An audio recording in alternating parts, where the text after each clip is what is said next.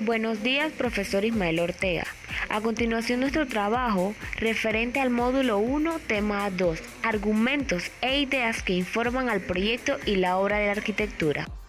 Argumentos e ideas que informen el proyecto y a la obra de la arquitectura.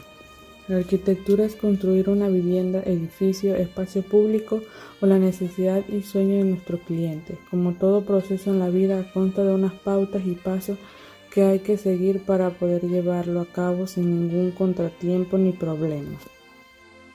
La organización. La organización es la clave y el punto de partida de cada proyecto, ya que sin un buen plan para llevarlo a cabo, las consecuencias pueden ser realizar un trabajo en balde, por lo que es vital escuchar a nuestros clientes y guiarles durante la ejecución del proyecto. Primeras ideas y estudios.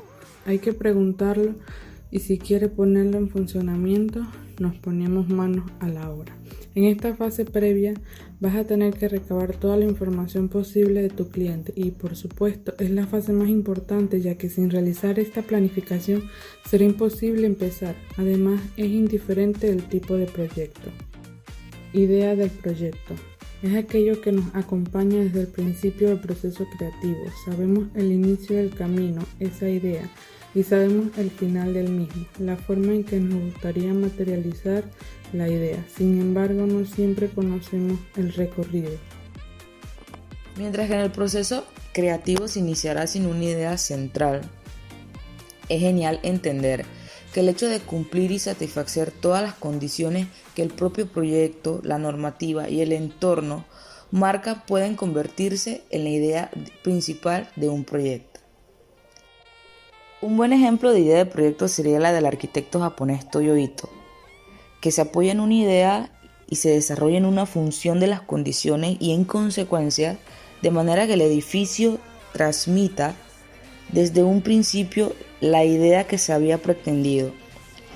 En este sentido podemos mencionar el proyecto que se realizó en los años 2002 y 2004 en Omotesano, barrio comercial de Tokio, para la firma de calzado Tots, que fue un proyecto inicial con idea principal del arquitecto japonés Toyo Ito. Además de un ejemplo de idea de proyecto, podemos decir que la estructura se convierte en el cerramiento, pero a su vez en el tejido que la define.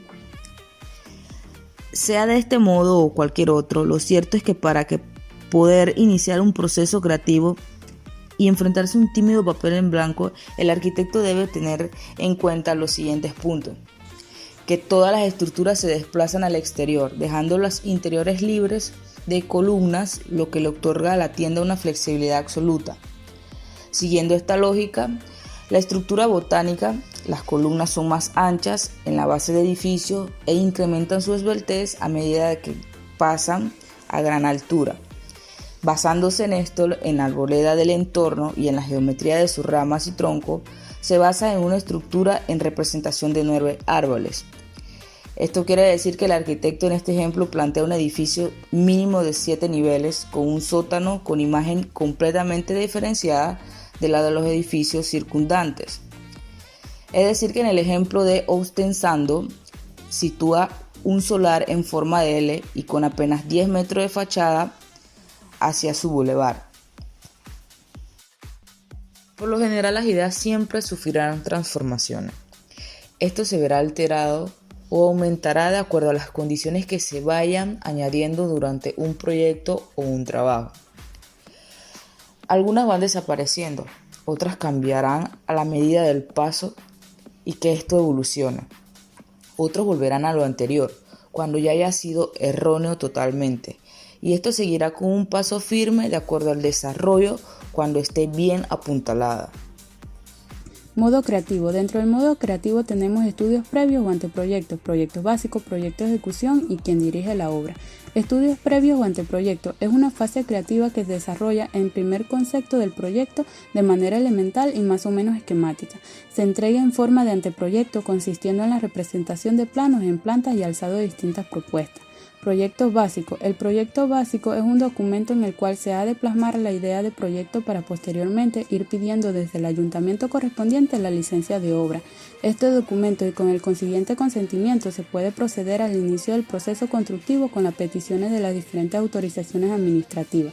Contenido del proyecto. Este documento, a pesar de que no tiene que ser en exceso descriptivo, se ha de contener cierta información de carácter técnico, como por ejemplo la memoria descriptiva, los planos de emplazamiento, planta o alzado, la justificación de seguridad en caso de incendio del CTE y un resumen de presupuesto para determinar el coste de la licencia. Proyecto de ejecución de obra. En el campo de la arquitectura y la ingeniería civil, el proyecto es el conjunto de documentos mediante los cuales se define el diseño de una construcción antes de ser realizada. Es el documento base sobre el que se desarrolla el trabajo del arquitecto y del ingeniero. En los proyectos de ejecución se procede al desarrollo del proyecto básico con una explicación completa de los detalles y las especificaciones técnicas requeridas en este tipo de obra. Dentro de este proyecto se realizan lo que es el máximo detalle para evitar futuros sobrecostos. Contenido del proyecto de ejecución. En esta debe estar reflejada la memoria descriptiva. La memoria descriptiva es la que describe y justifica el proyecto. Debe contener lo siguiente: los agentes, que son los promotores y los proyectistas y otros técnicos. La información previa, es decir, los antecedentes y condicionantes de partida, los datos de emplazamiento, el entorno físico, la descripción, la topografía, la superficie y los linderos, etc. La descripción del proyecto, que es la descripción general del edificio, un programa de necesidades, uso de características del edificio y usos previstos. También las prestaciones del edificio, que es por requisito básico y en relación con las exigencias básicas del CTT. La memoria constructiva, que es la descripción de las soluciones adoptadas, que es la sustentación del edificio. En esta se justifica las características del suelo y los parámetros a considerar para el cálculo de la parte del sistema estructural correspondiente a la cimentación. El cumplimiento del CTE, que es la seguridad en caso de incendio. Debemos considerar también el estudio de gestión de residuos y de construcción y demolición. También encontramos los planos. El proyecto contendrá tanto planos como sean necesarios para la definición en detalle de la obra. Los planos de situación referido al planeamiento vigente, el plano de emplazamiento de justificación urbanística, el plano de urbanización, red viaria y acometidas, etc. Plantas generales acotadas con indicaciones de escala y de usos, planos de cubierta, pendientes, puntos de recogida de agua, etc. Alzados y secciones, planos de seguridad contra incendio.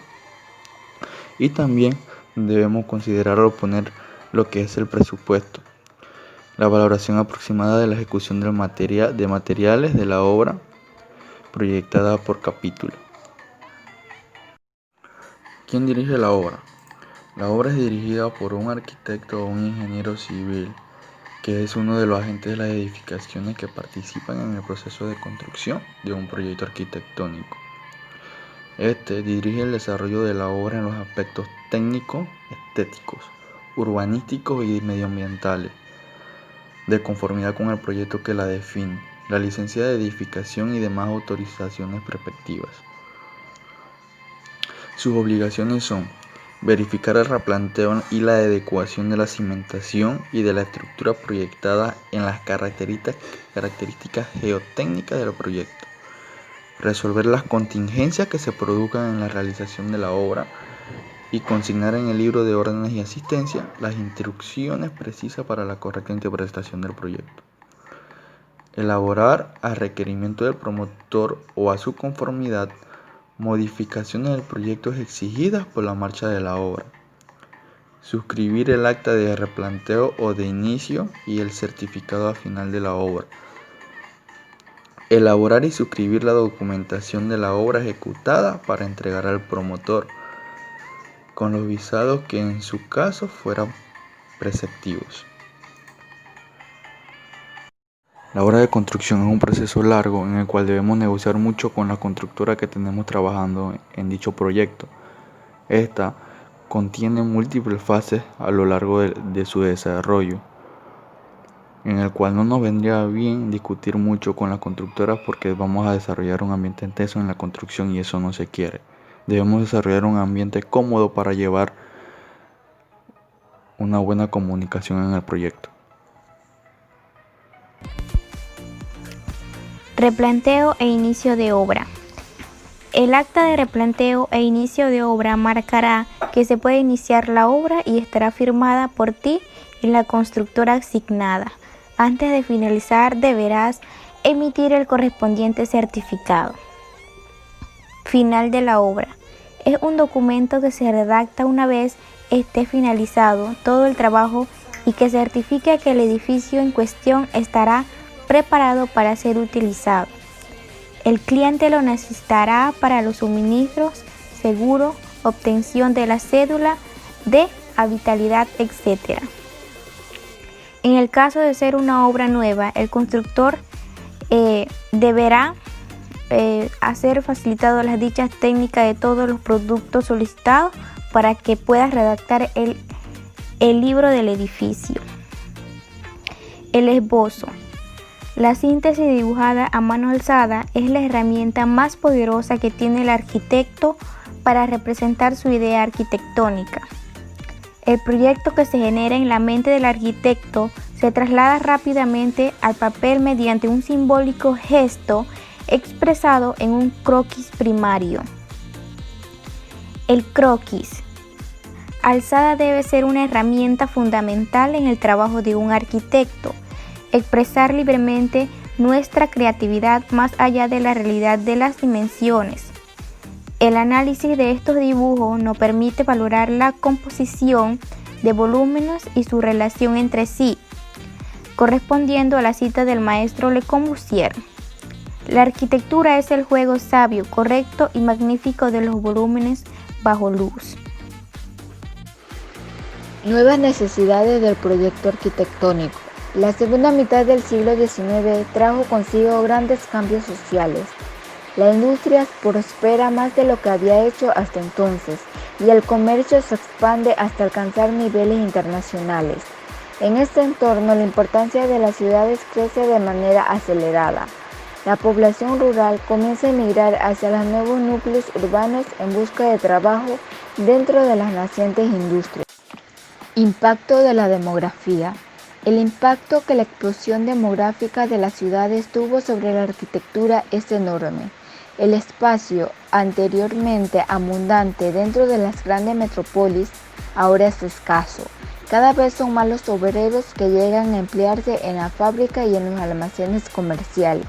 Traen consigo una serie de necesidades que deben ser cubiertas, siendo la principal de estas la necesidad de tener un hogar. Los argumentos del proyecto de arquitectura. Uno siente la tentación de lograr un ejercicio digno por medio de un fatal encadenamiento de argumentos. Una correa bastase para arrastrar todo proyecto a un buen resultado. Si esto es cierto para la arquitectura, no lo es menos para el resto de creaciones artísticas, la física, la medicina y el ajedrez. Argumentos que supone la puesta en línea del querer y el poder desarrollar un proyecto de arquitectura. El argumento político, la gobernabilidad y el empoderamiento se hacen presentes en este argumento. De hecho, la ausencia de la primera es el reclamo del segundo. Los hechos son bastante claros, aunque se quisiera instalar de manera difusa por la prensa local, que es mayoritariamente de oposición al actual gobierno local y nacional. Un proyecto levantado desde una coyuntura específica supone su rentabilidad asumiendo prácticas abusivas, esas que son legales, pero jurídicamente ilícitas, mismas que se encuentran en sistemática resistencia y reivindicaciones del tercer sector, organizado con el contexto del activismo actual, que supo trabajar desde las puestas en valor de un activo patrimonial que no se iba a diseminar fácilmente. El argumento desarrollista, el efecto Guggenheim. La literatura lo escoge así, como si fuera un tópico. Sin embargo, la ficción porteña lo había adelantado en su día. Claro, en medio de esta vertiginosidad bicentenaria, nadie recuerda que algún día de 1995 un académico local había fantaseado con la instalación de la Fundación Guggenheim en Valparaíso. El afán porteño de ser primeros en todo a veces nos tiene al borde del delirio. El argumento del regalo, Saudade de Valparaíso. Saudade, esta hermosa e intraducible palabra portuguesa, apela a un estado de ánimo en donde la tristeza y la nostalgia se convierte en la posibilidad abierta como retorno del pasado. En suma, algo que se siente y se canta por el deseo de lo que no se tiene o se obtuvo y se perdió. Esta saudade por Valparaíso es lo que Oscar Niemeyer sintió en un día por esta ciudad, a juzgar por las motivaciones que él mismo da para hacernos un regalo. Saudade significa desaparecido. En el proceso proyectual, las ocasiones del autoencargo son escasas, salvo en el proceso de enseñanza, donde la ficción del estudiante es acotada, corregida y evaluada por el docente, o en la casa del propio arquitecto, donde la gratitud siempre media la posibilidad. Por lo tanto, no podemos confundir el autoencargo con el ofertar desde un emprendimiento inmobiliario, ni menos con el otro extremo que sería regalar.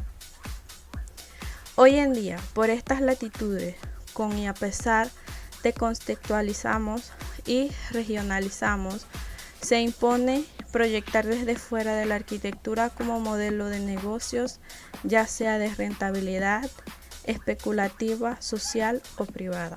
Muchas gracias a todos por su atención.